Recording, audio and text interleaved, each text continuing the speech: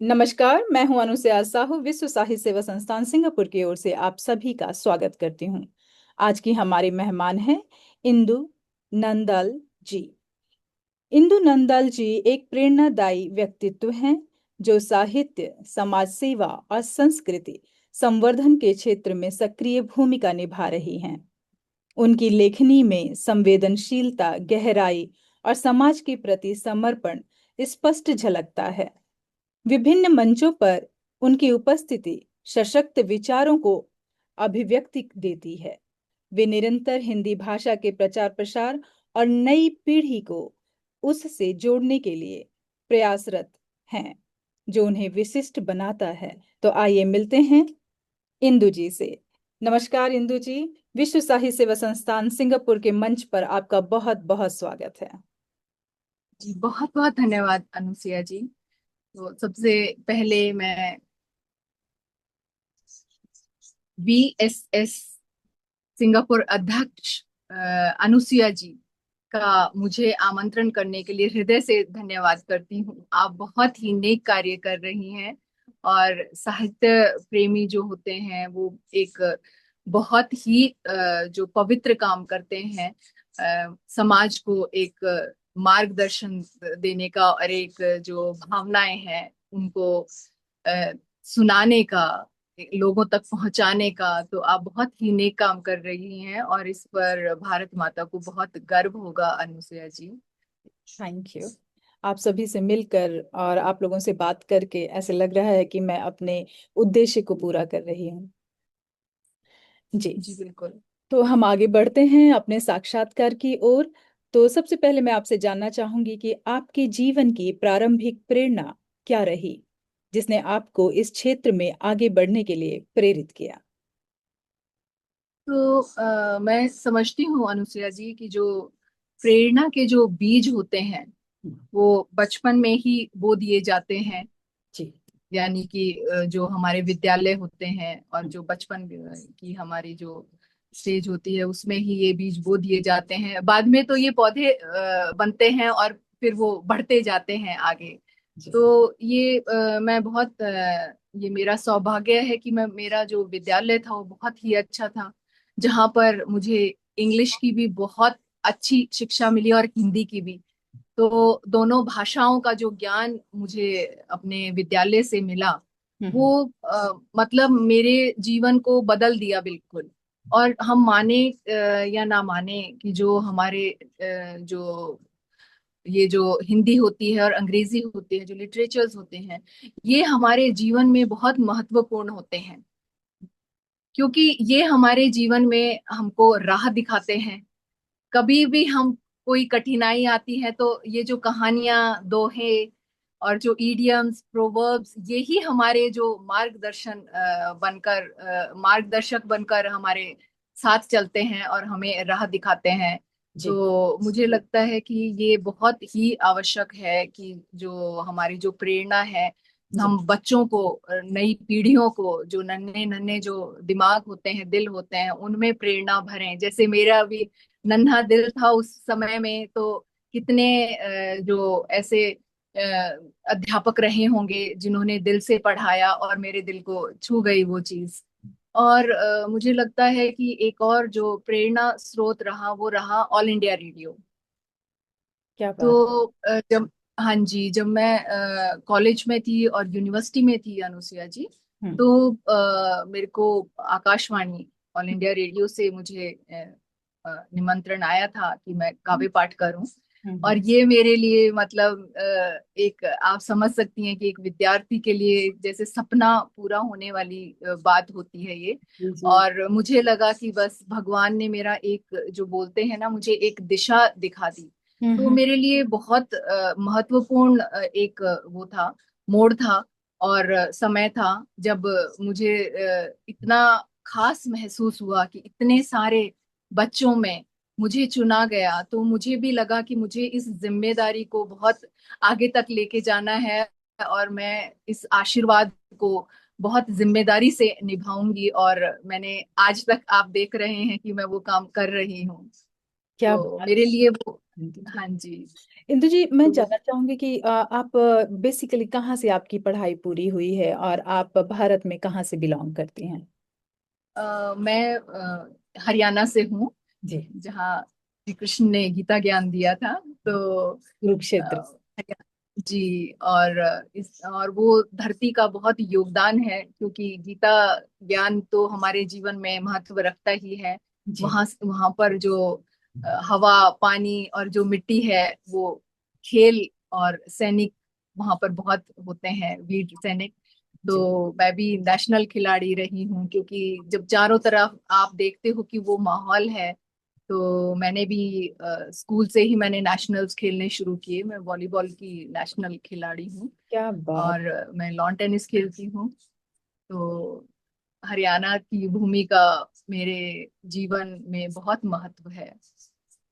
ये तो बहुत ही नई बात आपके बारे में पता चली। साहित्य से जुड़ी हुई हैं और इतना अच्छा काम कर रही हैं साहित्य में। ये नाम तो मतलब चर्चाविद था हर जगह। परंतु आप नेशनल लेवल की खिलाड़ी रही हैं। ये तो मतलब आप ऑलराउंडर की साहित्य में भी आगे होना, लैंग्वेज में पकड़ बनाना, प्लस शारीरिक रूप से भी इतने फिट होना कि स्पोर्ट्स में भी इतना आगे होना।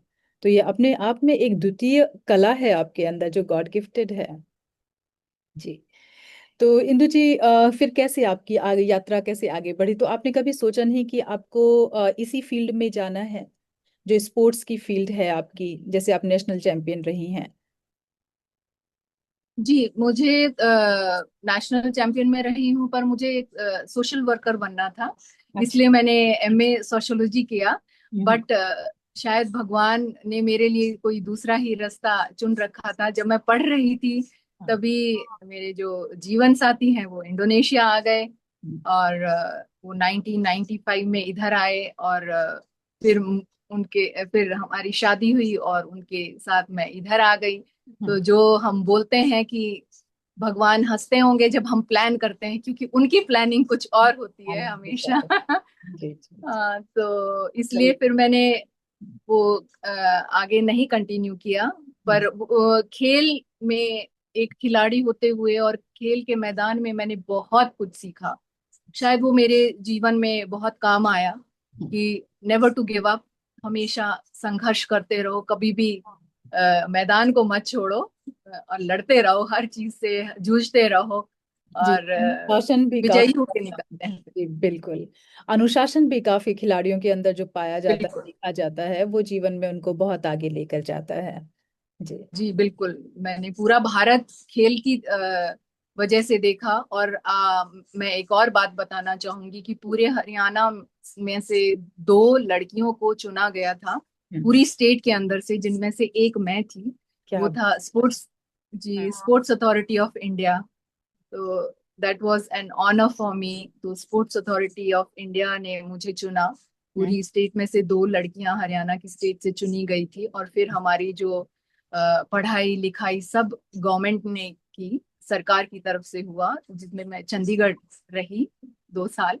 और चंडीगढ़ में ही मेरी पढ़ाई हुई। फिर 11वीं 12वीं सब सरकार की तरफ से। क्या बात। तो जी। बहुत खूबसूरत, बहुत अद्वितीय। मतलब मैं एक नेशनल चैंपियन से बात कर रही हूँ, मुझे गर्व महसूस हो रहा है। जी, जी। बहुत धन्यवाद। जी। तो मैं आपसे दूसरा प्रश्न पूछने जा रही हूँ कि वर्तमान में आप जिस क्षेत्र में कार्यरत हैं, आप साहित्य से बिलोंग कर रही हैं, साहित्य के में काफी कुछ कर रही हैं आप। तो उसमें आपकी मुख्य भूमिका और उद्देश्य क्या है इसके पीछे? जी, साहित्य में काम करना मेरे लिए बहुत गर्व की बात है, हम्म। क्योंकि ये जो साहित्य है, हम्म। ये मेरे देश की पहचान है और मेरी पहचान है। तो मुझे लगता है कि जो देश की इतनी सुंदर पहचान है, मैं पूरे विश्व में फैलाऊं वो। जिस जिस देश ने मुझे पहचान दी, मैं उस देश की पहचान पूरे विश्व में फैलाऊं। और मुझे लगता है कि ये काम, मैं एक अध्यापिका भी हूँ, तो हम बहुत अच्छे से ये काम हम समझते हैं, क्योंकि ये जिम्मेदारी का काम है, सिर्फ शौक नहीं है। कि मैं शौक के लिए नहीं लिखती, मैं ये मेरे लिए एक प्रार्थना जो मैं अर्पित करती हूँ हर दिन अपने भारत माता की चरणों में। और मुझे लगता है कि ये कार्य मैं कर रही हूँ, तो मैंने इस क्षेत्र में क्योंकि मैं भारतीय धरोहर पर लिखती हूँ ज्यादातर, और मैंने भारत पर ही 5 विश्व रिकॉर्ड बनाए हैं। तो ये मेरा एक कार्य रहा जो बहुत बहुत जरूरी है। जो हम मेरा 5वां विश्व रिकॉर्ड है वो अभी बना है 26 जनवरी को, रिपब्लिक डे पर। जी जी जी, मैं जानना तो चाहूंगी ये विश्व रिकॉर्ड आपने किस तरह से बनाया है और क्या चीज लिखी है, मतलब पर्टिकुलर सब्जेक्ट के बारे में आप हमें बताएं। जी, तो ये 5वां विश्व रिकॉर्ड था मेरा, और वंदे मातरम के 150 वर्ष पूरे हुए हैं। हम्म तो शस्य श्यामला मातरम, हम्म तो इससे सुंदर और क्या पंक्ति हो सकती है अपनी भारत माता को अर्पित करने के लिए। तो हम्म इसमें मैंने पूरे विश्व से ज्यादातर हमने कोशिश की कि नई पीढ़ी जो है उनको जोड़ा जाए हम्म देश प्रेम से और लिखने से, हम्म और अच्छी एक विचारधारा हम्म से उनको जोड़ा जाए।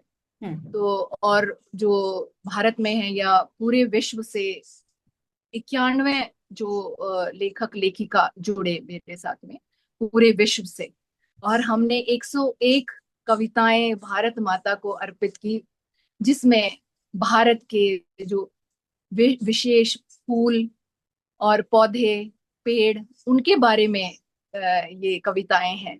तो आप इनमें देखेंगे कि ये जो प्रकृति के के लिए भी बहुत अच्छी बात है कि हमें प्रकृति, हम बचाएंगे प्रकृति को तो हम बचेंगे। बिल्कुल बिल्कुल सही बात है। क्योंकि आज आप हालत देख रहे हैं, क्योंकि जो हवा है वो दूषित हो रही। ग्रहण करने लायक नहीं है, पानी है वो पीने लायक नहीं है। तो हमें अगर हम नई पीढ़ियों को जोड़ेंगे इस ऐसे मकसद के लिए, तो वो बहुत लाभदायक होगा। तो और इसमें आप देखेंगे, इसमें हाइकू हैं, दोहे हैं, गीत हैं, कविताएं हैं। तो हिंदी का जो साहित्य है, इतना सुंदर मिश्रण ये है, ये जो विश्व रिकॉर्ड। और इसकी पुस्तक भी अब छप के आ गई है, और वो भी राम नवमी के दिन वो पुस्तक छपी है। आप सोचिए कितना पावन वाह। अ, अवसर। जी जी। तो तो क्या तो वो इसमें झलक हम देख सकते हैं अगर छपकर आई है, आपके पास है अभी? नहीं, अभी हमारे पास पहुंची नहीं है, रास्ते में है। हम्म।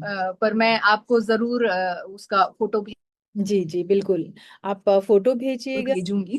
जी, फोटो भेजिएगा और उसमें से कोई एक बेहतरीन कविता जो प्रकृति के बारे में लिखी गई हो वो सुनाकर एक जी वीडियो बनाकर भेजिएगा मुझे, और वो जी हम अपने विश्व साहित्य सेवा संस्थान के मंच पर अपलोड करेंगे। जी। जी जी ये बिल्कुल। बहुत बड़ी बात है कि आप जिस तरह से आपने बताया कि प्रदूषण, अगर हम देखें तो भारत के ही ऐसे लोग हैं जो साहित्य से जुड़े हुए हैं, वो प्रकृति के बारे में सोच रहे हैं, इन्वायरमेंट के बारे में सोच रहे हैं। अदरवाइज अगर हम पूरे विश्व को अभी देखें, यहाँ पर जो अभी तत्काल जो समय चल रहा है वो ऐसा है कि वो उन्हें कुछ फर्क ही नहीं पड़ रहा है। वो धरती को, धरा को पूरी तरह से एक्सप्लॉइट किए जा रहे हैं, किए जा रहे हैं, किए जा रहे हैं। और शायद उनकी गति इतनी तेज है कि हम चंद लोग हैं जो कि सिर्फ विचारों से या अपने लेखन कार्य से, या जो लोग सचमुच में कार्य कर रहे हैं इस ओर कि इन्वायरमेंट बदले और शुद्ध हो, वो बहुत ही कम पड़ रहे हैं जो समय बता रहा है अभी। लेकिन आप लोगों से बातचीत करके, जब मैं बात करती हूँ, बहुत सारे ऐसे लेखक हैं जिनसे मेरी बात हुई है अभी हाल में ही, और वो पर्यावरण के बारे में इतने ज्यादा चिंतित होते हैं, जैसे कि कोई उन्हें संदेश दे रहा हो कि सबसे ज्यादा अगर आज जरूरत है तो पर्यावरण के बारे में सोचने की जरूरत है। हम कमा रहे हैं, हम खा रहे हैं, ठीक है, लेकिन अगर हम सांस ही नहीं ले पाएंगे और हमारी आने वाली जनरेशन जब सांस ही नहीं ले पाएगी तो वो जीवित कैसे रहेगी और चीजों के बारे में सोचेगी कैसे? अगर स्वास्थ्य ही नहीं बिल्कुल। रहा तो फिर वो तो कुछ भी नहीं रहेगा इस जीवन में, जो मतलब इस धरा पे जी जीवन ही नहीं रहेगा। जी बिल्कुल। कोई अर्थ ही नहीं है फिर कुछ और सोचने का। फिर हाँ क्या जी। लिटरेचर के बारे में सोचें, क्या हम साइंस के बारे में सोचें, क्या हम मतलब प्रगति के बारे में सोचें? तो ये जी बिल्कुल आज सही। के समय में ये बहुत बड़ा मुद्दा है।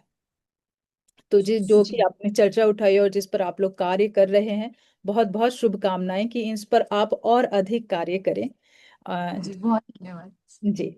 तो मैं आपसे ये जानना चाहूंगी थोड़ा कि आपके कार्य में भाषा, संस्कृति और समाज के प्रति आपका दृष्टिकोण किस प्रकार परिलक्षित होता है। जी, मेरे लिए कर्म पूजा है। जी।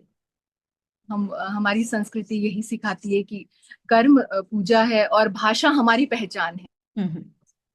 तो मुझे कितनी ही अच्छी अंग्रेजी आती हो बोलनी, हम्म। पर मैं हिंदी मेरी मातृभाषा है।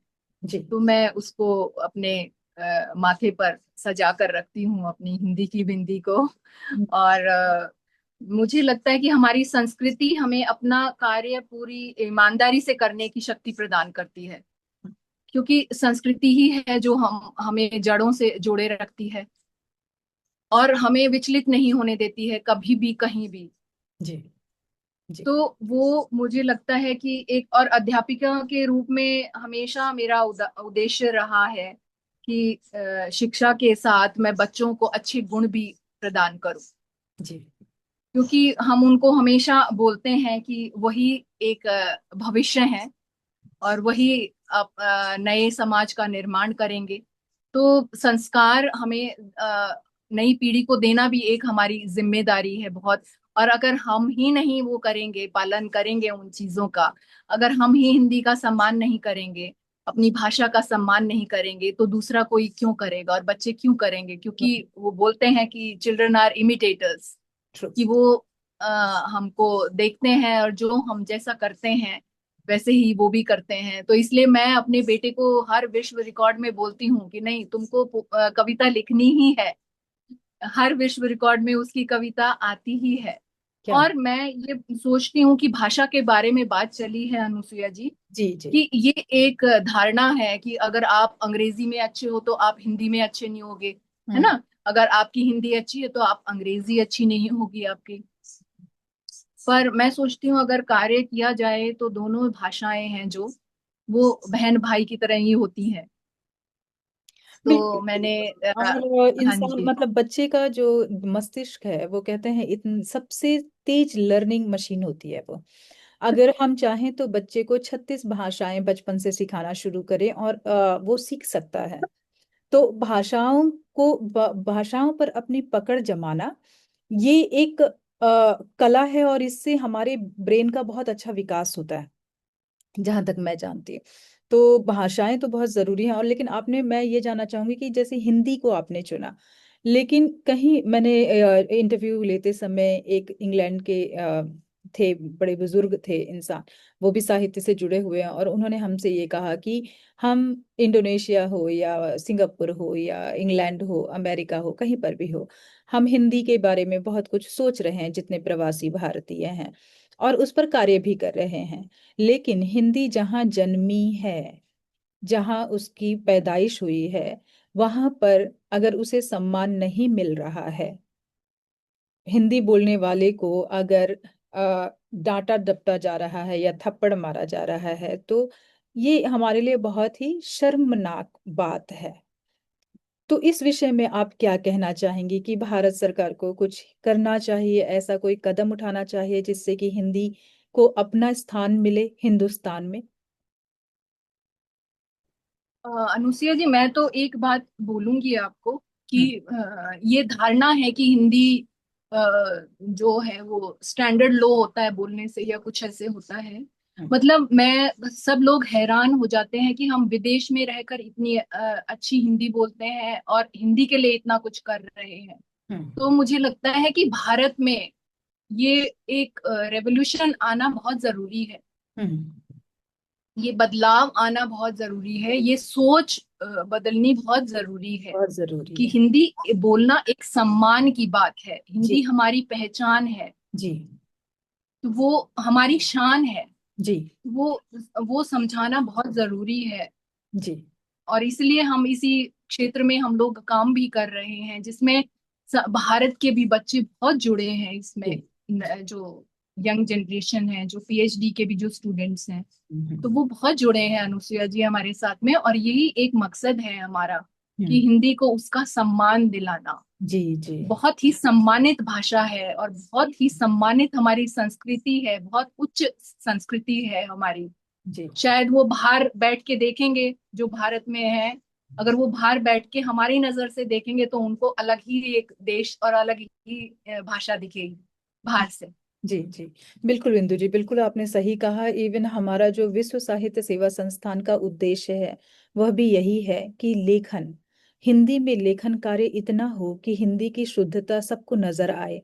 क्योंकि अगर हम इस तरह से देख रहे हैं कि जो कि सबसे बड़ा सोर्स है, जैसे हम कहें कि फिल्में बनाना या सीरीज बनाना, जो कि आज के जन जन के सामने प्रस्तुत हो रहा है, परोसा जा रहा है, लेकिन उसमें हाँ, हिंदी भाषा का स्तर इतना नीचे गिरा दिया जाता है कि पूरे विश्व में तो उनको यही लगता होगा कि हिंदी भाषा में तो गालियां ही दी जाती हैं या बिल्कुल अभद्र भाषा का ही इस्तेमाल किया जाता है।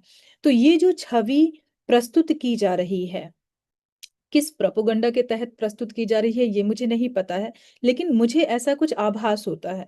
तो जो हम लेखन कार्य कर रहे हैं, जो कविताएं लिख रहे हैं, जो कहानियां लिख रहे हैं, और लेखन के द्वारा जो हम अपनी जनरेशन को परोस रहे हैं, तो उनके माइंडसेट को बदलने में आपको क्या लगता है कि क्या प्रभावशाली रहेगा, जो हम कार्य कर रहे हैं वो, या जो फिल्मों का प्रभाव है या सीरीज का प्रभाव है वो? एक मिला जुला कदम उठाना सही रहेगा अनुसुया जी, हम्म। क्योंकि फिल्में भी बहुत देखते हैं लोग। जी जी। तो एक उस चीज से वो हम झुटला नहीं सकते हैं उस चीज को। पर जो हमारी एक मैं जैसे सोशल मीडिया है एक बहुत स्ट्रांग एक वो रहता है कि आप स्ट्रांगली अपनी बात पहुंचा सकते हैं, बहुत सारे लोगों तक आप पहुंचा सकते हैं। हम्म। तो मेरी एक कोशिश रहती है कि जैसे मैंने इस हफ्ते सिर्फ मैंने हरियाणवी हाइकू, जो हम्म। आज तक विश्व में किसी ने नहीं लिखे हैं हरियाणवी हाइकू। हम्म। हरियाणवी हिंदी में होते हैं और हम्म। अंग्रेजी में होते हैं, पर हरियाणवी में मैंने पहली बार हाइकू लिखे। तो हम्म। मैंने वो पूरे हफ्ते सप्ताह मैंने हरियाणवी हाइकू लिखे और मैंने फेसबुक पर इंस्टाग्राम में डाले वो। और अपने जो मेरा स्टेटस है व्हाट्सएप, जो कि कई लोग फेसबुक पर नहीं होते, व्हाट्सएप पर नहीं होते, तो एटलीस्ट वो वहां पर सुनेंगे, व्हाट्सएप पर सुनेंगे वो जो इन प्लेटफॉर्म्स पर नहीं है। हम्म। तो मुझे लगता है कि अगर हम सब मिलकर, सब रचनाकार, सब लेखक, अगर हम ये कदम उठा लें और हम सोच लें कि हिंदी को हमें वो उसका सम्मान दिलाना है, उसकी जो जगह है, तो हमें कोई नहीं रोक सकता कि हम हर रोज कुछ ना कुछ ऐसा डालें। कितनी शुद्ध भाषा है ये, कितनी अच्छी भाषा है, कितनी मीठी भाषा है। जी और कितने मतलब जो पहला शब्द हमने सीखा वो हिंदी का था। तो ये सोच के ही मेरे रोंगटे खड़े हो जाते हैं। तो इस भाषा को हमको कितने प्रेम से रखना चाहिए, और हमें इस जितना हम इसको विश्व में बढ़ाएं वो कम है, जी, और जितना करें उतना कम है। बिल्कुल बिल्कुल सही बात है। और संस्कृति से उपजी आज हम दो आप अनुसुया जी, आज आप और मैं बात कर रहे हैं, हम अपने भाव व्यक्त हिंदी की वजह से ही कर रहे हैं, आप देखो। बिल्कुल सही बात। तो ये बहुत एक महत्वपूर्ण कदम है जो हम सबको मिलकर उठाना चाहिए उठाना। और हमें इस दिशा में कार्य करना चाहिए। जी जी, बिल्कुल आपका संदेश बिल्कुल सही है, और सही उद्देश्य, सही ध्येय के सम्मुख है। और लोगों को ये चीज समझ में आनी चाहिए कि आज की जरूरत है, समय की पुकार है ये, कि जो कार्य हम कर रहे हैं या हम जिस कार्य के करने के लिए निमित्त बने हैं, कि अगर आज हम हिंदी के बारे में बात कर रहे हैं, उसके सम्मान के बारे में बात कर रहे हैं, तो ये समय की पुकार है। और आने वाली जनरेशन जो है वो इस चीज को समझेगी। क्योंकि जी कहते हैं कि नेक कार्य कभी व्यर्थ नहीं जाता। जो जी भी आप बिल्कुल। कार्य करते हैं तो ये मराठी में एक कहावत है कि कष्ट कभी वया जाना नहीं। तो जो भी हाँ कष्ट हाँ। उठा करके हम जो कार्य कर रहे हैं ये व्यर्थ नहीं जाएगा, ऐसी हमारी जी पूरी कामना है। और ऐसी कल्पना, मैं तो ऐसी कल्पना कर रही हूँ, और मुझे लगता है कि आप, हम जितने भी साहित्यकार हैं सभी यह कल्पना कर रहे हैं कि जी भविष्य बिल्कुल। को वो सम्मान मिलेगा। जी। तो आपने अब तक अपने कार्य क्षेत्र में कौन कौन सी प्रमुख उपलब्धियां हासिल की हैं इंदु जी? तो मैं एक अध्यापिका हूँ जी अनुसुया जी। जी। तो हम 1995 में इधर आए। हम्म। तो फिर मैंने 2008 में मैंने स्कूल ज्वाइन किया, और मैंने पहले 5 वर्ष मैंने हिंदी पढ़ाई। हम्म। तो जो मैंने बच्चों को बहुत उनका जो हिंदी उनको जो मुश्किल लगती थी, क्योंकि यहाँ पैदा होते हैं, कम हिंदी सुनते हैं, कम हिंदी बोलते हैं, तो थोड़ी उनको कठिन लगती है। पर मैंने उनके स्वाभाविक लिए है। हिंदी, हाँ, हिंदी विषय उनके लिए इतना मैंने रोचक बना दिया कि उनको मजा आने लगा हिंदी पढ़ने में। क्या तो बात। वो मेरी एक सबसे बड़ी उपलब्धि थी, क्योंकि सबने वही बोला कि आपने बच्चों को हिंदी से प्यार करना सिखा दिया, मतलब बहुत बड़ी बात है ये। बिल्कुल। क्योंकि यहाँ थोड़ा सा इंडोनेशियन भाषा बोलते हैं, हर तरफ वही सुनते हैं, वही बोलते हैं, तो फिर भाषा का थोड़ा सा वो रहता है। और मैंने फिर एक था कि 5 वर्ष के बाद फिर मैंने नर्सरी क्लास को पढ़ाना शुरू किया। जो और एक नया सिस्टम आया था अनुसुईया जी, फोनिक्स बोलते हैं उसको। जी जी जी। कि ना हमने वो पढ़ा था पहले, ना वो बच्चों ने कभी पढ़ा था। तो वो जब मैं जिस वर्ष मैंने पढ़ाना शुरू किया, वो उस वो सिस्टम उस वर्ष शुरू हुआ। तो मुझे लगा कि ये मेरे लिए बहुत बड़ी चुनौती है हम्म, कि ऐसे बोलना कि ए को ए नहीं बोलना है, अ बोलना है, या बी को ब नहीं बोलना है, ब बोलना है, कि साउंड से उनको सिखाना है। तो सबसे पहले भरोसा जीतना पेरेंट्स का, कि हमारे बच्चों को मतलब एक नई तरीके से पढ़ाया जाएगा, कि बिल्कुल ही। और बच्चों को उस चीज के लिए वो करना, क्योंकि आज तक उन्होंने कभी ये सब सुना नहीं है। तो मेरे लिए बहुत चुनौती थी वो पूरे वर्ष मैंने, क्योंकि और उसके अंदर सफल भी होना था एंड ऑफ द जी ईयर, जी जी। उस क्लास कक्षा के अंत तक। हम्म। और पर वो बहुत सफल एक वो रहा, और आज भी मेरी वही पहचान है। मैं आज भी अंग्रेजी में बच्चों को फोनिक्स सिखा रही हूँ। क्या बात। तो मेरे लिए वो बहुत बड़ी बात थी कि एक तो अंग्रेजी में नया फोनिक वो सिखाना, तो जैसे बिल्कुल। मॉन्टेसरी स्कूल्स वगैरह में अंग्रेजी में फोनिक तो वो सिखाते ही हैं। फोनिक के अनुसार ही वो शब्दों को बनाना सिखाते हैं और प्रोनाउंसिएशन सिखाते हैं। लेकिन हिंदी में जैसे जी हमारे अक्षर होते हैं, और अक्षरों को मात्राओं के साथ किस तरह से जोड़ना है, और फिर हमारी जो फोनिक साउंड है वो शुरू होती है, जैसे कक्का किक्की कुकू के काए कोका कंकाहा। तो हाँ है ना। हाँ जी हाँ, हाँ तो जी तो हिंदी में आप हाँ। ये सिखाते थे उनको, या शब्दों को मतलब जो अक्षर होते हैं, अक्षरों की ही फोनिक आप बनाते थे? जैसे प्रेप से यहाँ शुरू हो जाता था, मतलब जैसे नर्सरी केजी प्रेप प्रेप से हिंदी शुरू हो जाती थी। तो पहले अक्षर ज्ञान उनको दिया जाता था, क ख। हम्म हम्म। तो उनको फिर अगर मात्रा सिखानी होती थी तो फिर उनको छोटी बड़ी नहीं बोला जाता था, मैं साउंड से सिखाती थी साउंड उनको, सिखाते क्योंकि हैं, ई उ तो। साउंड से, जैसे ई ई हाँ ऊ उ। हाँ। तो वो बहुत जल्दी वो सीख गए। मैं पहले साल में उनको ऐसे बोलती थी, उ। हम्म फिर मैं नॉर्मल बोलने लग गई जब वो कक्षा 2 में आए। तो हम्म तब तक वो सीख गए थे। तो हम्म। वो आसान रहा उनके लिए, क्योंकि मात्रा बच्चों को सिखाना सबसे कठिन कार्य जी होता जी, है। बिल्कुल बिल्कुल सही बात है। अगर मात्राओं का ज्ञान उनको शुद्ध शुद्ध हो जाता है और उनके दिमाग में बैठ जाता है, तो आगे उनकी जो प्रोनाउंसिएशन की रेलगाड़ी है वो बहुत ही सुडौल वे में चलने लगती है। अदरवाइज वो हर जी समय कंफ्यूज ही बने रहते हैं कि ये छोटा है या बड़ा है, इसमें लंबा साउंड होगा, बड़ा। छोटा साउंड होगा। जी। हाँ, आधा होगा पूरा होगा। पूरा होगा, बिल्कुल बिल्कुल। तो अच्छा, मैं ये जानना जी चाहूंगी कि इंडोनेशिया में हिंदी को किस तरह से रखा जाता है, मतलब सिलेबस में उसमें मार्क्स वगैरह काउंट होते हैं सिलेबस में? हाँ जी, उसको एज सेकेंड लैंग्वेज रखा जाता है। जैसे फर्स्ट लैंग्वेज तो इंग्लिश होती है, हम्म और मार्क्स काउंट होते हैं उसके बिल्कुल। अ, हम्म अ, और जो इंडोनेशियन बच्चे हैं वो भाषा इंडोनेशिया लेते हैं, हम्म। और जो अपने अ, भारत के, इंडिया के जो बच्चे हैं वो अ, हिंदी लेते हैं। हिंदी के तो अलावा भी कुछ और और भाषाएं चल रही हैं भारत की वहां पर? नहीं, और हिंदी ही है अच्छा। ज्यादातर तो। तमिल, पंजाबी, हाँ, ऐसी कोई भाषा नहीं है वहां? तमिल शायद एक बार एक दो बच्चे रहते हैं, क्योंकि जो नॉन हिंदी स्पीकिंग स्टेट से बच्चे आते हैं, क्योंकि यहाँ तो ऑल ओवर इंडिया से आते हैं। जी जी उन्होंने कभी बचपन से हिंदी नहीं पढ़ी होती, तो जी फिर वो 7th 8th ग्रेड में कैसे हिंदी पढ़ेंगे। तो फिर जी। उनके लिए ये ऑप्शन है, बट वो लिमिटेड होता है, बस खाली मतलब एक या दो बच्चे होते हैं, ज्यादातर सभी बच्चे हिंदी लेते हिंदी हैं। बोलते हैं, क्या बात है। हाँ, और बहुत अच्छा करते हैं हिंदी में। मतलब मेरे बेटे का भी आईसीएसई में हम्म। उसका इंग्लिश में हाईएस्ट थे और हिंदी में भी हाईएस्ट थे, क्या तो बात। दोनों लैंग्वेजेस में। जी जी जी। तो ये धारणा गलत है कि आप एक ही भाषा में अच्छे हो सकते हो। जी, आप दोनों भाषाएं बहुत अच्छे से सीख सकते हो। बिल्कुल। तो ये जानकर बहुत खुशी हुई कि इंडोनेशिया में हिंदी को सेकेंड लैंग्वेज के तौर पर जितने भी भारतीय हैं सभी हिंदी भाषा को लेते हैं, और वो लेना हाँ कंपलसरी है जी। के लिए। तो जी और बिल्कुल। दूसरी भाषाएं नहीं है। सिंगापुर में यहाँ पे थोड़ा सा अंतर है। यहाँ हम्म। पे तमिल भाषा जो है वो एज अ सेकेंड लैंग्वेज यहाँ पे मानी जाती है। और अदर जो नॉन तमिल भाषाएं हैं वो पांच भाषाएं और हैं जो यहाँ के सिलेबस में शामिल होती हैं, जैसे हाँ गुजराती हाँ हो गई, बंगाली हो गई, और उर्दू हो गई, हिंदी हो गई। हाँ जी। हाँ हाँ।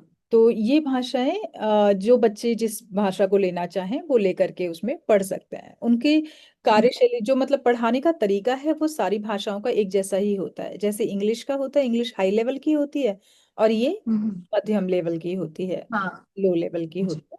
लेकिन हाँ जी। पढ़ाने का तरीका वही होता है। हाँ हाँ। मतलब जैसे पैसेजेस हो गए, पैसेज देख करके ये लेना, फिर जो ग्रामर होती है वो, और हाँ उनके, जी। हाँ, और उनको पढ़ाने का जो वो रूल फॉलो करते हैं वो सेम एज हम्म इट वैसा ही, जैसे हम्म। इंग्लिश को पढ़ाने का वो लोग इस्तेमाल करते हैं। तो जी जी। ये है यहाँ पे सिंगापुर में। तो सिंगापुर में सभी भाषाओं को बहुत सम्मान से आगे लेकर जाती है गवर्नमेंट, और वो ये कहती है कि अगर इंसान अपना बच्चा, स्टूडेंट अपनी भाषा नहीं पकड़ेगा तो वो अपनी संस्कृति भी नहीं पकड़ पाएगा। जी बिल्कुल बिल्कुल सही बात। चाहे वो डॉक्टर हो, चाहे वो इंजीनियर हो, अगर वो अपनी भाषा में, अपनी संस्कृति में, अपने पोशाक, अपने कल्चर को लेकर चलता है, तभी वो ओवरऑल संपूर्ण कहते हैं, संपूर्ण विकास होता है उसका। जी बिल्कुल बिल्कुल। तो ये बात सिंगापुर की सबसे बेहतरीन है, बहुत अच्छी है। तो हाँ मुझे लगता है कि इंडोनेशिया में भी इसी कल्चर को लेकर के वो चल रहे हैं कि भाषा जी। महत्वपूर्ण है और होनी ही चाहिए। जी बिल्कुल। जी। क्या बात है इंदु जी, बहुत अच्छा लगा ये जान करके। तो प्रवासी जीवन में अपनी मातृभाषा और संस्कृति को बनाए रखना कितना चुनौतीपूर्ण रहा है? जी थोड़ी मुश्किलें तो आई थी शुरुआत में, हम्म। पर संस्कृति हमें सिखाती है, जो भारतीय संस्कृति है वसुदेव कुटुंबकम। जी जी। तो हम यहाँ आए तो थोड़ा मुश्किल लगा, पर हमने जल्दी ही इसको अपना देश समझ लिया, और यहाँ पर जो जितने भी इंडोनेशिया के लोग हैं उनको ही अपना परिवार समझ लिया। और अब हम हमें 30 वर्ष से भी ज्यादा हो गया है इधर रहते हुए। हम्म। हमें कभी नहीं लगा कि हम अपने देश से बाहर हैं, क्योंकि यहाँ इंडोनेशिया में राम, सीता, हनुमान जी, इनको बहुत मानते हैं। आप यहाँ काफी नाम सुनेंगे, काफी लड़कियों के नाम सीता है यहाँ पर। हम्म। तो हमें ऐसे लगता है कि हम अपने ही देश में हैं, अपने ही भगवान के पास हैं, अपने ही लोगों में हैं। ये सारे देश जो हैं वो अखंड भारत का हिस्सा रहे हैं। जी बिल्कुल। इंडोनेशिया कहें या बाली कहें या और भी हैं जो हमारे इर्द गिर्द के जितने भी, इवन सिंगापुर भी, ये सभी एक अखंड भारत का हिस्सा है, आसियान कंट्रीज जितनी भी हैं।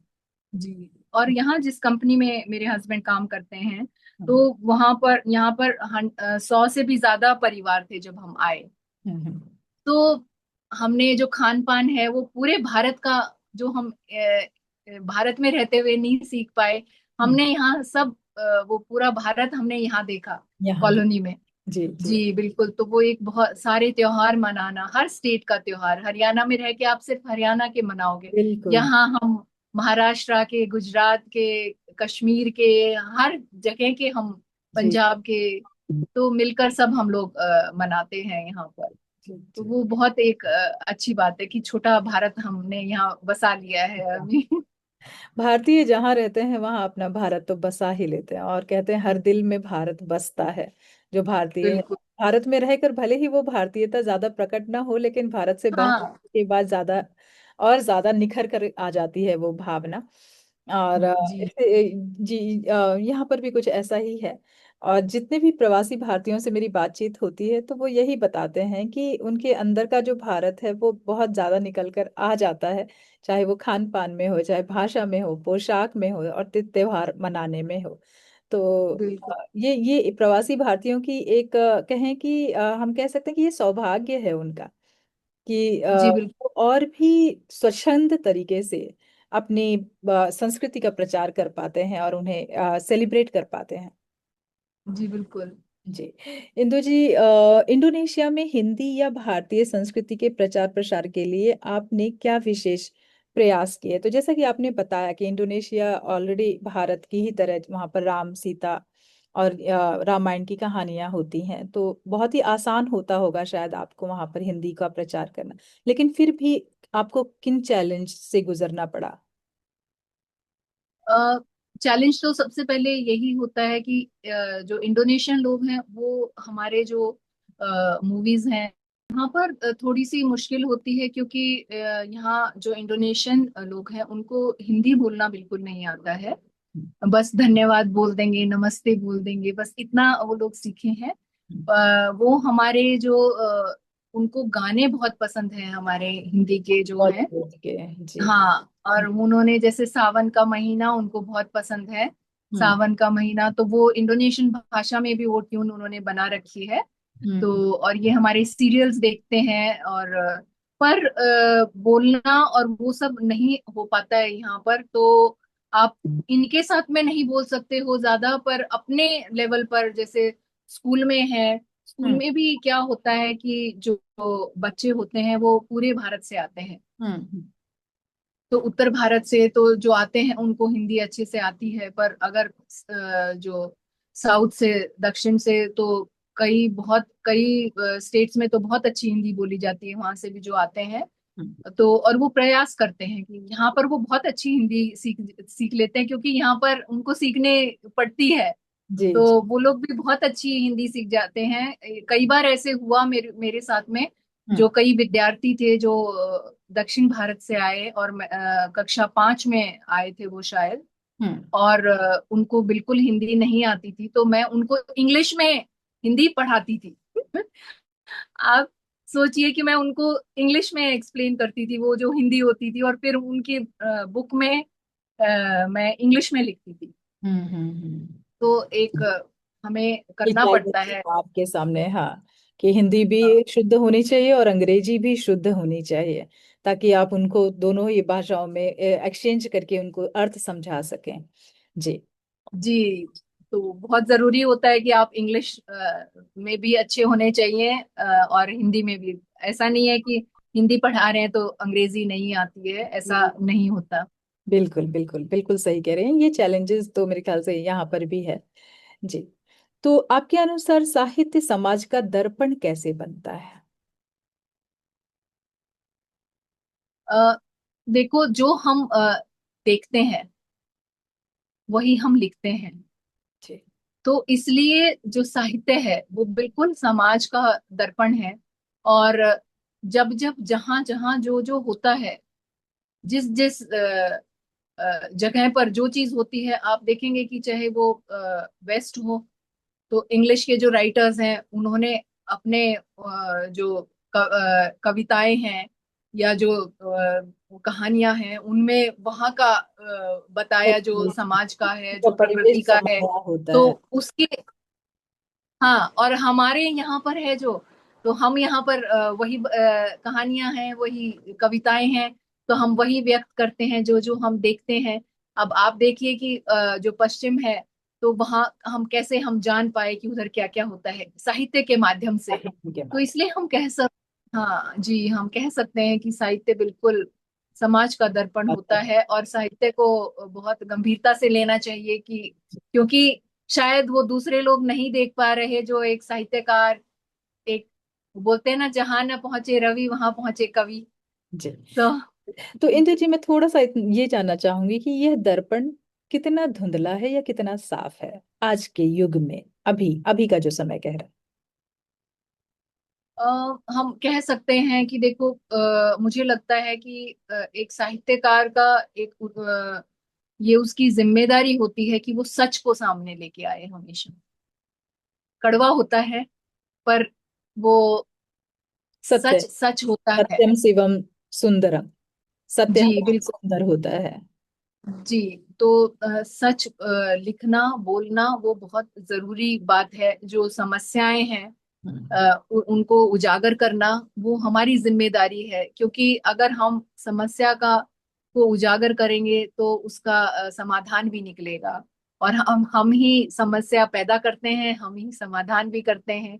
तो दोनों चीजें बहुत आवश्यक हैं कि उसका उजागर होना समस्या बिल्कुल। का, और उसका समाधान बिल्कुल वही बात ढूंढना। है कि जो चिकित्सक है, अगर उसे घाव समझ में ही नहीं आएगा तो वो इलाज कैसे करेगा। जी बिल्कुल। फटा मुंदा बिल्कुल। घाव आप उसे दिखाएंगे, पूरी तरह से नहीं दिखाएंगे तो वो हल्का फुल्का इलाज ही करेगा। तो जी ये बिल्कुल। बहुत आवश्यक है कि समाज के जो घाव हैं, जो कुरीतियां हैं, जो कहने योग्य बातें हैं, जो मन को खली बातें हैं, चाहे वो प्रवास में हो चाहे अपने देश में हो, वो बातों को व्यक्त करने का जो लेखन है, वो कार्य जी। अवश्य है। वो मतलब इतना आवश्यक है कि वो होना चाहिए। वो जी बिल्कुल। जब तक वो कार्य नहीं होगा, मरहम का कार्य हो ही नहीं सकता। जी बिल्कुल। वो ऐसे घाव हैं कि अगर व्यक्त ना किया जाए तो वो कैंसर की तरह फैलेंगे और इंसान को और समाज को इतना खोखला कर देंगे कि आने वाली जनरेशन कहते हैं सांस भी नहीं ले पाएगी। हाँ, क्योंकि उनको लगता है कि ये चीजें होने से कोई फर्क नहीं पड़ता, अगर कोई बोलेगा नहीं तो। बिल्कुल, और बोलना जरूरी है क्योंकि घाव वो नासूर बन जाएगा, वो बन ही जी। जाएगा नासूर। और यह कार्य हम जो कर रहे हैं, ये मुझे ऐसा लगता है कि ये सदियों से चलता आ रहा है। अगर आप देखें कि प्रवासियों ने ऐसी ऐसी पत्रिकाएं लिखी हैं, जब उस समय प्रिंट नहीं हुआ करती थी तो भी वो अपने हाथों से मतलब अपने पेपर में लिखते थे और पत्रिकाएं बनाते थे। तो वो इतने कठिन जी। कार्य करके भी अपनी व्यथा को, अपनी पीड़ा को या अपने अंतर्भाव को व्यक्त करते थे। और वो पत्रिकाएं आज भी जो हमारे साहित्यकार हैं वो संजो कर रखते हैं और उससे जानते हैं कि हमारा इतिहास कैसा था। जी। अगर हम भारत की भी बात करें तो उन्हें कैसे पता चलता है कि लोगों ने क्या क्या चीजें, मतलब अंग्रेजों ने हमारे ऊपर राज किया या पहले क्या चल रहा था, बिकॉज ऑफ लेखन कार्य। तो लेखन कार्य बहुत जी बिल्कुल। महत्वपूर्ण है। जो लेखक लिख गए, ना बहुत। कि सिर्फ वो अपने अंदर के प्रेम भाव को या अपनी फीलिंग को व्यक्त किया, उन्होंने अपने अंदर की पीड़ा को, अपनी सहन शक्ति को, अपनी सहिष्णुता को जो है वो प्रस्तुत किया लेखन के द्वारा। तो लेखन जी। बहुत ही आवश्यक है, जो कि आज के समय भी ये जो हमारे, हम कहते हैं कि हमारे बच्चे सुन लेते हैं और लिख नहीं पाते, मतलब व्यक्त नहीं कर पाते हैं। शायद आज के युग में ऐसा हो गया है कि रील देखना, 1 मिनट में उनको जो डोपामिन रिलीज हो रहा है, वो जो आदत पड़ हाँ। गई है, तो कहीं ना कहीं उनका लेखन कार्य कम हो रहा है। वो नहीं लिखते उतनी जी बिल्कुल। डीप तरीके से, ये उथलापन जो आया है, हाँ, इससे ये गहराई से नहीं लिखते। गहराई से नहीं लिख पाते, क्योंकि गहराई से जी लिखने बिल्कुल। के लिए आपको लंबी कहानी महसूस हाँ, करनी पड़ेगी। महसूस करनी में पड़ेगी। वक्त लगता है, वो 1 मिनट में या आधे मिनट में नहीं हो सकता। Instant instant noodles. इंस्टेंट, हाँ नहीं, नहीं, वो रेसिपी नहीं बन सकती इंस्टेंट की हाँ का स्वाद आ बिल्कुल। नहीं सकता उसमें। बिल्कुल, इस सहज बारे में वकत जी सो मीठा होए, जी जी, बिल्कुल। तो इसके बारे में मैं आपके विचार जानना चाहूंगी थोड़ा। तो मैं ये बताना चाहूंगी कि अभी धैर्य तो नहीं है। जो हम्म। आजकल की जो पीढ़ी है उनको एकदम से झट से चाहिए। हम्म। और जो उनको एक लिखने का जो खत्म हो गया है, कि क्योंकि टाइप करते हैं, फोन फोन जो मिल गया है, तो उस जो कलम से लिखने वाली आदत छूट गई है, जो बहुत ही गलत है। क्योंकि लिखने से भी हमारे जो मसल्स डेवलप होते हैं।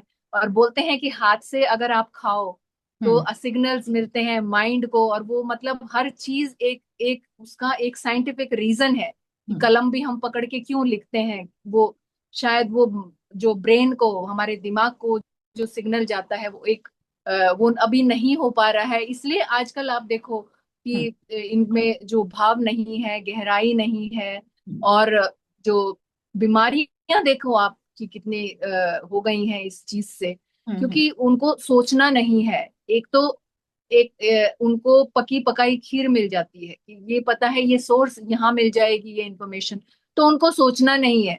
जैसे हम पहले निबंध लिखते थे तो हमको सोचना पड़ता था, हमारे पास वो सोर्स नहीं थे कि यहाँ से ले लो, वहां से ढूंढ लो, ये ढूंढ लो, यहीं से ढूंढना पड़ता था जो हमारे अंदर जो है।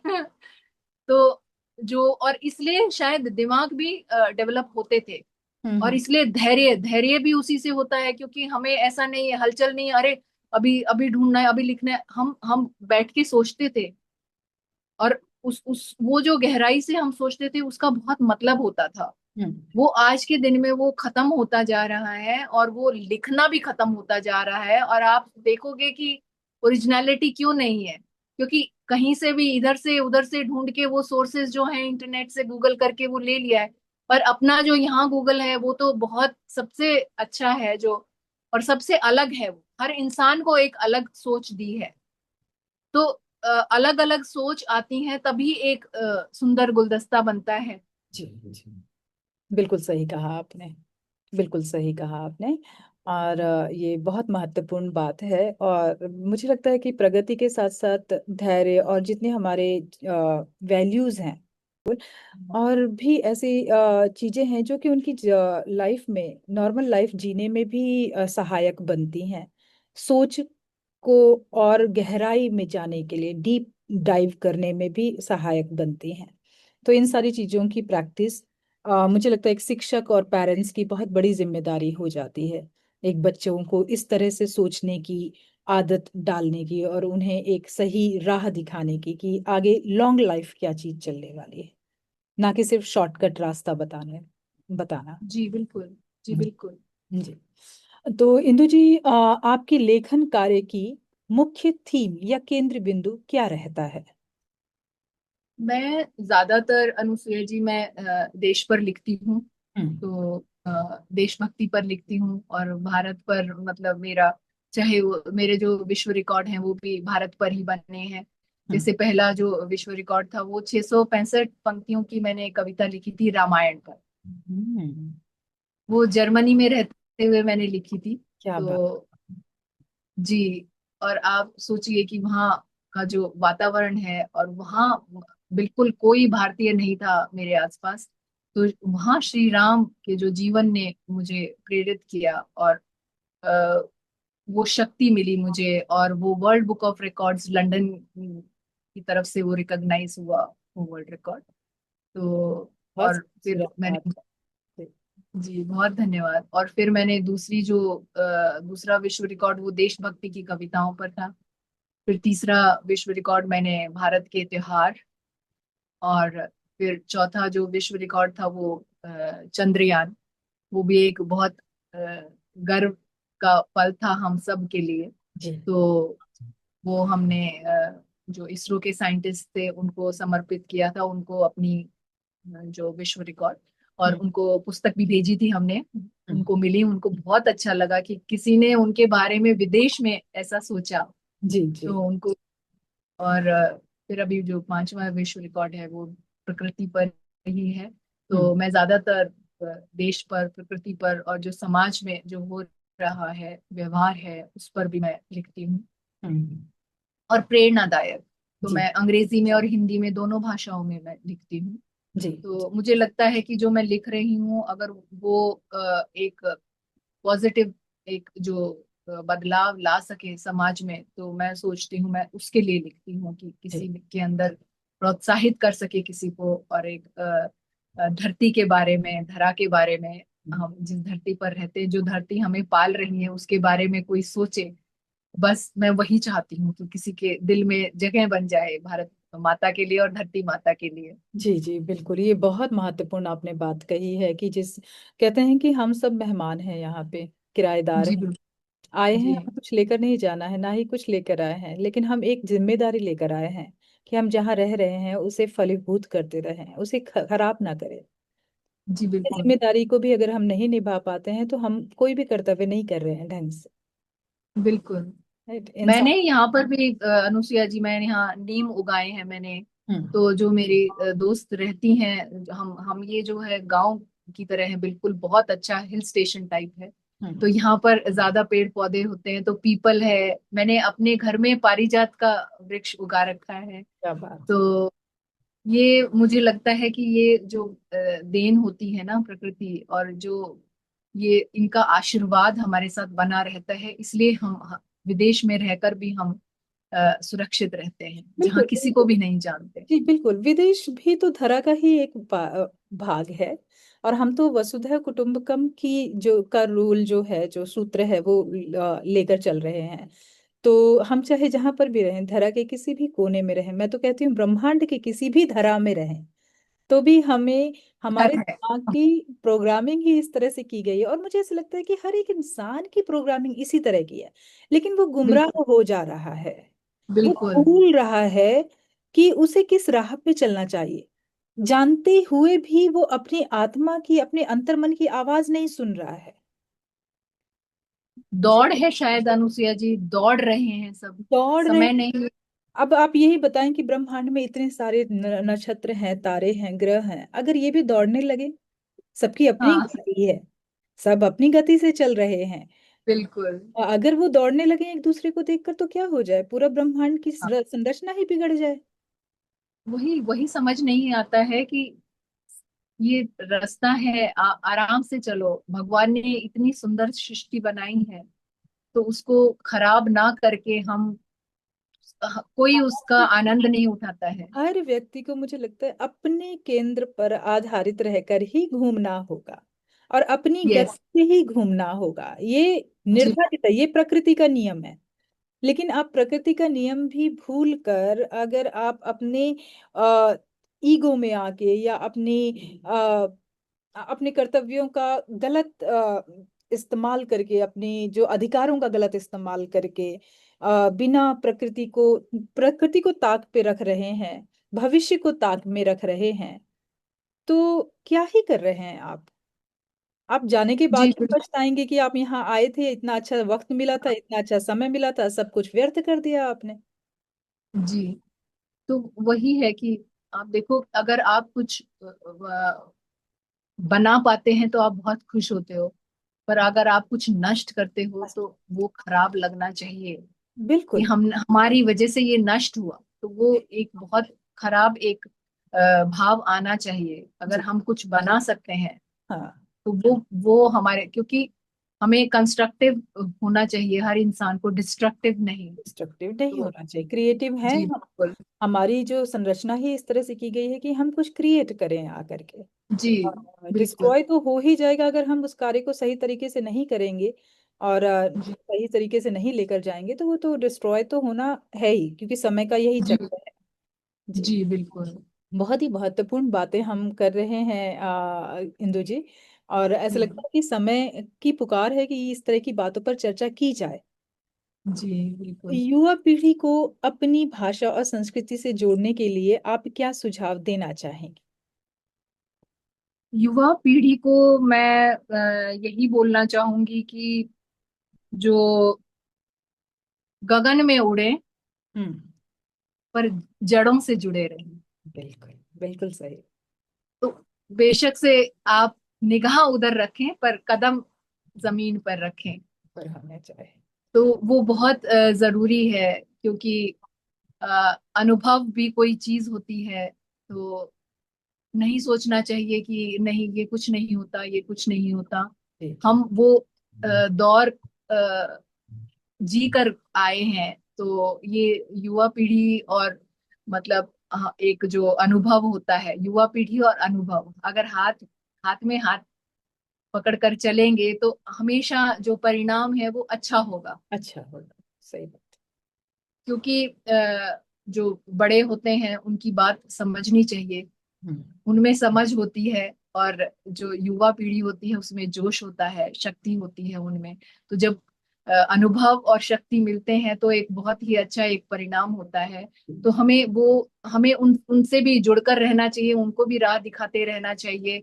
और एक सम्मान जो है दोनों में वो बने रहना चाहिए, बड़ों में और युवा पीढ़ी में सम्मान जो है वो बने रहना चाहिए। क्योंकि जो हमारे संस्कार हैं वो यही सिखाते हैं कि हम कितने भी बड़े हो जाएं पर हमें कभी भी अपशब्द या अपमानित कभी भी किसी को नहीं करना चाहिए। वो हमारे संस्कारों में नहीं है।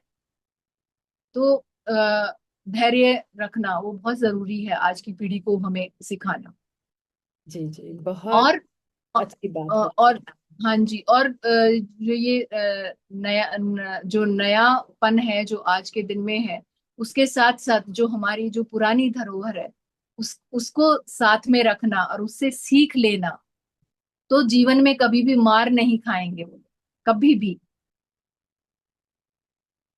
जी बिल्कुल सही बात कह रही हैं आप। संस्कृति, अपने कल्चर का, अपने स्वभाव का संतुलन बनाना बहुत ज़रूरी है कि अतीत से सीखें और वर्तमान में इस्तेमाल करें और भविष्य में उसका रिजल्ट देखें, तो वो सही होगा। जी लेकिन वही है कि मानव प्रवृत्ति है कि भले ही माता पिता कहते रहे कि आग से जल जाना होता है, लेकिन जब तक वो जल कर ना देखे तब तक उसे सीख नहीं मिलती। जी। और जी, तो ये प्रैक्टिकल जो स्वभाव है मनुष्य का, वो तो होगा ही। लेकिन हाँ, जब वो एक बारी जल जाता है तो उसे याद आता है कि मेरे पिताजी ने या मेरे मतलब रिश्तेदारों ने यही चीज हमें सिखाई थी। माता पिता ने सिखाया था कि भाई इस आग से जलते हैं। जी। जी बिल्कुल। अ, तो मैं आपसे जानना चाहूंगी इंदु जी कि क्या आपके जीवन में कोई ऐसा मोड़ आया जिसने आपके विचारों या कार्य की दिशा बदल दी हो? अ, जी बिल्कुल। जी। एक मोड़ था जो हमें यहाँ से जर्मनी हम लोग गए। हम्म। तो वहाँ हम किसी को नहीं जानते थे, हम्म। और यहाँ पूरे इंडियंस थे, हम्म। और वहाँ कोई भी नहीं इंडियन था वहाँ पर। तो पर मुझे ऐसा लगा कि जो भगवान करते हैं हम्म।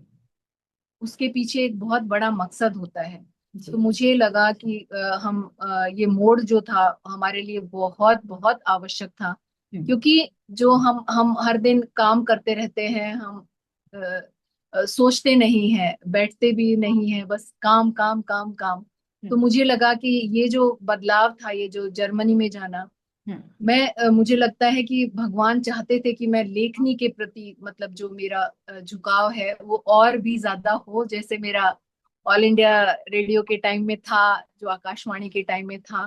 तो हम्म। भगवान चाहते थे, और मैंने इतना कार्य जो किया वो जर्मनी में लिखने का किया। तो मेरे जो 2 या 3 विश्व रिकॉर्ड थे वो जर्मनी में ही बने। और शायद जो बोलते हैं far from the madding crowd.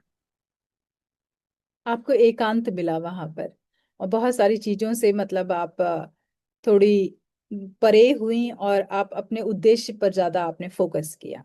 जो जर्मनी में हम लोग गए तो बोलते हैं कि वो जो far from the madding crowd, तो हम्म। वो बहुत ही मेरे लिए एक जो बोलते हैं ना एकांत में, हम्म। और मेपल के जो कलरफुल लीव्स होती हैं, तो मुझे लगता है कि मेरे जीवन में अलग ही रंग भर दिया भगवान ने वहां पर मुझे भेजकर। हम्म। और मैंने बहुत गहराई से वहां पर सोचा। एकांत इसलिए शायद जरूरी होता है कि जो आप देखो कि हमारे जितने भी पुराने हम देखते हैं, हम जो अपने गुरु वगैरह होते हैं, संत होते हैं, वो सब एकांत में लिखते थे, हाँ तो प्रकृति के बीच में बैठ के लिखते थे। बिल्कुल। तो मुझे वही एक एहसास जर्मनी जाने के बाद हुआ, और वो मोड़ मेरे लिए इतना सुंदर मोड़ था कि हम्म। मेरी जिंदगी की जो सोच है वही मेरी पूरी बदल दी वहां पर। आज मैं हर दिन मेरे सुबह जब मैं उठती हूँ तो मुझे ऐसे लगता है कि सरस्वती माँ आज सुबह मुझे कौन सा एक विचार नया देंगी। तो हर दिन मुझे अनुसुईया जी एक सुबह विचार आता है, जो ये जर्मनी जाने के बाद ही मेरे जीवन में ये बदलाव आया, जिसके लिए मैं बहुत शुक्रगुजार हूँ। मैं बहुत धन्यवाद करती हूँ भगवान का, क्योंकि ये कलम का जो साथ है वो कभी आपको अकेला नहीं रहने देता। एक जो वरदान जो सरस्वती माँ देती है, हम्म। आपके जो विचार हैं, हम्म। आप इतना सुंदर लिखते हैं, आप इतना सुंदर सोचते हैं, आप हमेशा सोचेंगे कि मैं इस विश्व को मैं क्या दे दूं। जी जी, बिल्कुल सही कह रहे हैं आप। बहुत खूबसूरत। आपकी जो अवेकनिंग हुई है जर्मनी में, और उसके बाद आपने जो अपने उद्देश्य की ओर रुख किया है, तब से आप थमी नहीं है और विश्व रिकॉर्ड पे विश्व रिकॉर्ड बनाती जा रही हैं। तो हमारी बहुत बहुत शुभकामनाएं हैं आपको कि आप इसी तरह से साहित्य की सेवा करती रहें। जी। जी, बहुत बहुत धन्यवाद। हाँ। जी, आपके अनुसार एक सफल व्यक्तित्व बनने के लिए किन मूल्यों का होना आवश्यक है? मैं समझती हूँ अनुसुईया जी कि एक सफल व्यक्तित्व होने के लिए सबसे पहले ईमानदारी आवश्यक है। हम्म। ईमानदारी, फिर परिश्रम, हम्म। धैर्य, हम्म। फिर दया, प्रेम, और मैं सोचती हूँ कि और सम्मान। मतलब हमें खुद का सम्मान भी हमें बहुत आवश्यक है कि कभी भी हमें दूसरे को वो मौका नहीं देना चाहिए कि वो हमें कुछ भी बोले और हम उसको सहन कर लें, और हमें दूसरे को भी अपमानित नहीं करना चाहिए। तो मुझे लगता है कि ये चीजें बहुत जरूरी हैं हमको एक सफल व्यक्ति बनाने में। जी। तो ईमानदारी, परिश्रम, और धैर्य, जी। प्रेम, दया जी। और सम्मान। जी, बिल्कुल। बिल्कुल सारे मूल्यों का जो भी ह्यूमन वैल्यूज हैं उनका आपने जिक्र किया, और सचमुच में एक सफल व्यक्तित्व बनने के लिए अपने व्यक्तित्व में ये सारे वैल्यूज धारण करने बहुत आवश्यक हैं। जी। तो आप अपने कार्य और निजी जीवन के बीच संतुलन कैसे स्थापित करते हैं? अ, मैं सोचती हूँ कि जो मैं हर जिम्मेदारी को, मतलब अपना बेस्ट देती हूँ, हर जिम्मेदारी को मैं बहुत ईमानदारी से निभाती हूँ। हम्म। और मुझे लगता है कि वो ईमानदारी मुझे बहुत शक्ति देती है कि मैं इन दोनों में मैं एक संतुलन बना पाऊं। हम्म। क्योंकि मैं ये सोचती हूँ कि दोनों ही बहुत आवश्यक हैं। जी। और दोनों एक बोलते हैं ना, दो पहियों की तरह हैं। तो इसलिए उसके बिना एक दूसरे का काम नहीं चलता है। और और फिर असर भी दिखता है। अगर आप उधर वो करोगे, इग्नोर करोगे, तो इधर असर दिखता है, इधर इग्नोर करोगे तो उधर। तो इसलिए संतुलन बहुत बहुत आवश्यक है। बहुत और जरूरी। वो तभी, हाँ जी, और वो तभी हम रख सकते हैं जब हम ईमानदारी से अपना कार्य करेंगे। ईमानदारी से और और समय नियोजन करके चले हम। बिल्कुल, जी। वो बोलते हैं कि इफ यू फेल टू असंभव। Plan, you plan to fail. True. True. तो वो प्लानिंग तो बहुत आवश्यक होती है। और बहुत ज्यादा उसमें कई चीजें हमें वो भी छोड़नी पड़ती हैं जो प्रायोरिटी हमें रखनी पड़ती है, क्योंकि वो भी बहुत आवश्यक है कि हम हर जगह हर समय नहीं हो सकते हैं। उपस्थित तो, हो तो सकते। वो तो भी एक जिम्मेदार इंसान की तरह हमें एक संतुलन रखना पड़ता है कि क्या क्या हम छोड़ सकते हैं और किस समय क्या छोड़ सकते हैं। तो वो बहुत जरूरी है और आवश्यक है प्रायोरिटाइज बहुत। करना बहुत जरूरी है कि किस चीज को हाँ प्रायोरिटी में रखना है।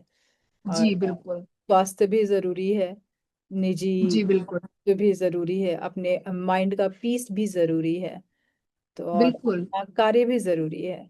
तो इन सभी का जी संतुलन बनाना, और होते तो 24 घंटे ही हैं दिन में, जी और उसी को नियोजन करना, और हर समय बिल्कुल। अनुशासित रहना कि हमें इस समय पे ये कार्य पूरा करना है तो करना है, क्योंकि डिले हाँ, वो छोड़ा। स्पोर्ट्स से मुझे, हम्म। हाँ अनुसुईया जी, मुझे स्पोर्ट्स ने बहुत सिखाया है वो कि कैसे प्लानिंग करनी है, कैसे डिसिप्लिन रहना है। तो वो मैं पूरा उसको फॉलो करती हूँ आज तक, जी। जी। जो मैंने सीखा है जी।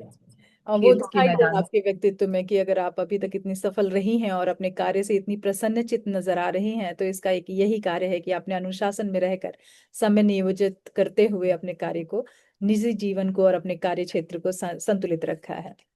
में। जी। जी बिल्कुल। तो भविष्य में किन नए प्रोजेक्ट्स या योजनाओं पर आप कार्य करना चाहती हैं और कार्य कर रही हैं?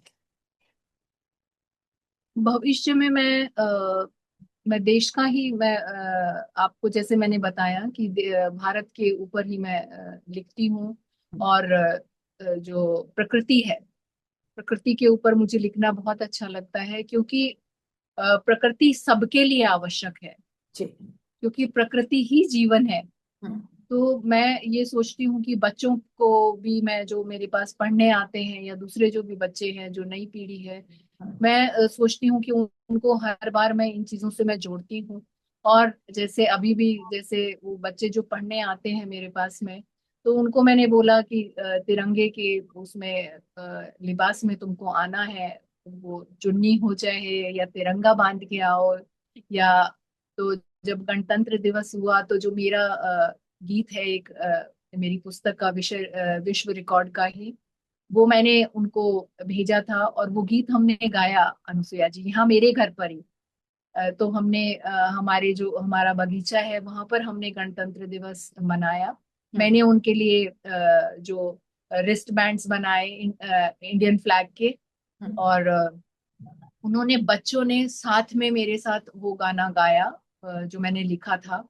और तो मुझे लगता है कि ये छोटी छोटी चीजें हम जब उनके साथ करते हैं तो कहीं ना कहीं हम बीज बो रहे हैं उनके अंदर देशभक्ति के, देश प्रेम के और इंसानियत। तो वो बिल्कुल। हाँ जी। तो मैं और जब वो यहाँ पढ़ने आते हैं तो भी हम उनको ऐसी चीजें बताते हैं जो आज की जनरेशन को हमें उनको बतानी चाहिए, सिखानी चाहिए। तो गुरु खाली एक ज्ञान नहीं देता है, उनको एक अच्छा इंसान बनाने की राह भी दिखाता है।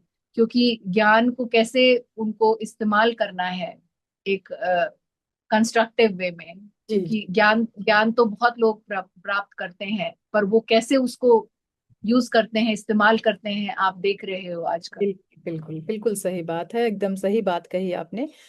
तो अंत में इंदु जी, मैं जानना चाहूंगी कि आप वीएसएस सिंगापुर के मंच से श्रोताओं और दर्शकों को क्या संदेश देना चाहेंगे? तो मैं तो यही संदेश देना चाहूंगी कि जो मैं बच्चों को और श्रोताओं को हम्म। भगवान मानती हूँ। हम्म। और तो मैंने अपने भाव हम्म। अपने भगवान के आगे बिल्कुल सच्चे मन से पवित्र मन से प्रकट किए हैं। हम्म। तो मैं आशा करती हूँ कि जो मेरे भगवान है वो मेरे इन भावों से उनके दिल में मेरे लिए जगह बनी होगी और उनका दिल में छू पाई हूँ। मैं तो यही समझती हूँ। बिल्कुल इंदु जी, आपसे बात करके ऐसे लग रहा था कि जैसे हमारे और आपका जो उद्देश्य है, जो लक्ष्य है, वो बिल्कुल एक ही है।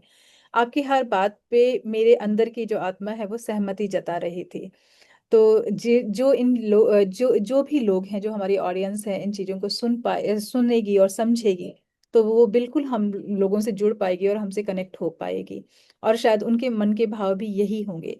हमने चर्चा की पर्यावरण पर, हमने चर्चा की बच्चों के संस्कारों पर, हमने चर्चा की भाषा भाषा पर, हमने चर्चा की संतुलन बनाने पर, अपनी गति पर एकांत में रह करके अपने बारे में सोचने की, अपने विचारों को एक पूरा पेड़ बनाने के बारे में बातें की। और ये सारी ये बातें वही बातें हैं कि एक व्यक्तित्व को धरा पर आने के बाद एक समाज में, एक अच्छी समाज का निर्माण करने में किस तरह का व्यक्तित्व होना चाहिए इंसान के अंदर।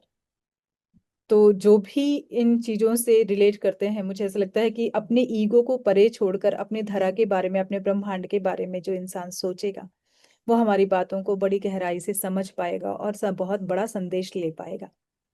जी बिल्कुल। तो जी, आपसे बात करके बहुत अच्छा लगा। और हमारा बात करना ये एक हमारी जो गति है, हमारा जो प्रोसेस है या वीएसएस का जो कार्य है, उस पर आपका आना बिल्कुल परफेक्ट समय पर है, क्योंकि आपने जितनी भी सारी बातें बताई है, यही उद्देश्य विश्व साहित्य सेवा संस्थान का है। तो कहते हैं कि जब हम एक बीड़ा उठाते हैं कि हमें यह कार्य करना है, तो प्रकृति भी कहीं ना कहीं उस कार्य पे आपका सहयोग देती है और ऐसे लोगों से आपको मिलाती है जिनके उद्देश्य बिल्कुल आपके उद्देश्य से मैच खाते हो, मिलते जी हो। बिल्कुल। तो आज मैंने बिल्कुल वही एहसास किया है और आपसे बात करके बहुत अच्छा लगा। और ऐसे लगा कि हम अपने सही राह पर चल रहे हैं और कोई है ऐसा सुप्रीम पावर जो हमें राह दिखा रहा है और चलने के लिए प्रेरित कर रहा है। तो जी बिल्कुल। हमारे वीएसएस के मंच पर आने के लिए आपका तहे दिल से बहुत बहुत धन्यवाद इंदु जी। जी बहुत बहुत धन्यवाद अनुसुया जी, मुझे आपसे मिलकर इतना अच्छा लगा। और मुझे लगता है कि मुझे ऐसे लगा ही नहीं कि हम पहली बार मिल रहे हैं। और मैं जरूर सिंगापुर आऊंगी और आपसे मैं जरूर मिलूंगी कि हम सिर्फ एक डेढ़ घंटा दूर है, तो मैं अवश्य आपसे मिलूंगी। बिल्कुल बिल्कुल। क्योंकि मुझे बहुत खुशी होगी कि ऐसे विचार जो हैं, जितने ज्यादा हम फैलाएं उतना बहुत वो है। जी और जो ना आप सुंदर कार्य कर रही हैं, मुझे बहुत गर्व होता है। आप जैसे इंसान बस बढ़ते ही जाएं विश्व में, जी यही हमारी दुआ है। और बहुत अच्छा लगा मुझे आपसे मिलकर। जी और जी। जल्दी ही हम मिलेंगे सिंगापुर में। बिल्कुल बिल्कुल, हम एक ही परिवार का हिस्सा हैं और एक ही जी परमात्मा से जुड़े हुए हैं हम। और जी उद्देश्य से में कार्य कर एक ही उद्देश्य में कार्य कर रहे हैं। तो हमारा जो विश्व साहित्य सेवा संस्थान है, साल में 3 प्रोग्राम करता है। एक हिंदू नव वर्ष का, फिर हिंदी दिवस का और इंटरनेशनल हिंदी दिवस का। जी तो जब भी आपका आना हो तो आप कोशिश करें कि इन तीनों प्रोग्राम में से किसी एक प्रोग्राम में शामिल हो सके। तो जी आप आने बिल्कुल से है। पहले मुझसे चर्चा जरूर कर लीजिएगा। तो हाँ हमें जी। बड़ी खुशी होगी कि आप उस प्रोग्राम के तहत हमारे प्रोग्राम में शामिल रहें और आपको हम मंच तक रूबरू हो सकें। मतलब जी फेस टू फेस, अभी तो हम ऑनलाइन मिल रहे हैं, लेकिन फेस टू फेस हम चाहेंगे कि आप हमारे ऑडियंस को, यहाँ की जो जनता है, जो इंडियन डियास्पोरा है, उसे आप अपने उद्देश्य और अपने मार्ग, अपने हिंदी साहित्य का जो परिचय है उन्हें दे सकें। जी बिल्कुल बिल्कुल, मैं जरूर आऊंगी, जरूर। जी बिल्कुल। अवश्य। तब तक के लिए नमस्कार, और मस्त रहें, खुश रहें, साहित्य की बहुत सारी कविताएं लिखती रहें आप। जी बिल्कुल, और सभी श्रोताओं को बहुत बहुत धन्यवाद। और अनुसुईया जी, जल्दी मिलेंगे, हमें बहुत बहुत धन्यवाद। शुभ रात्रि। शुभ रात्रि।